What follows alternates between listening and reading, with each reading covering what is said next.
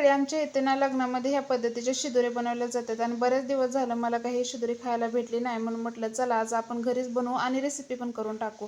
तर काय केलं, मस्त 2 वाटी रवा घेतला, छान कढईत घालून त्याचे तूप घालून भाजून घेतला. रवा छान आपल्याला भाजून घ्यायचा आहे. 2 वाटी गूळ घेतला, त्याची गुळवणी तयार करून घेतले आणि छान रव्यामध्ये मिक्स करून घेतले. मिक्स केले की त्यामध्ये जायफळ, विलायची पावडर घालून रात्रभर हे फुगण्यासाठी रवा बाजूला ठेवून दिला. तर दुसऱ्या दिवशी मी काय केलं, 2 वाटी गव्हाचे पीठ घेतलं, चवीनुसार मीठ घालून पाणी घालून घट्ट पीठ मळून घेतले आणि छान 5 मिनिट मुरून दिले. 5 मिनिटानंतर मुरल्यानंतर त्यात हे सारण भरून छान त्याच्या पुऱ्या तयार करून घेतल्या. तर ह्या पद्धतीच्या मस्त शिदोऱ्या तयार करून घेतल्या की लाटून घेतल्या आणि सर्व शिदोरे एकदम लाटून घेतल्या की गॅसवर कढई ठेवून त्यामध्ये तेल घातलं आणि छान तळून घेतल्या.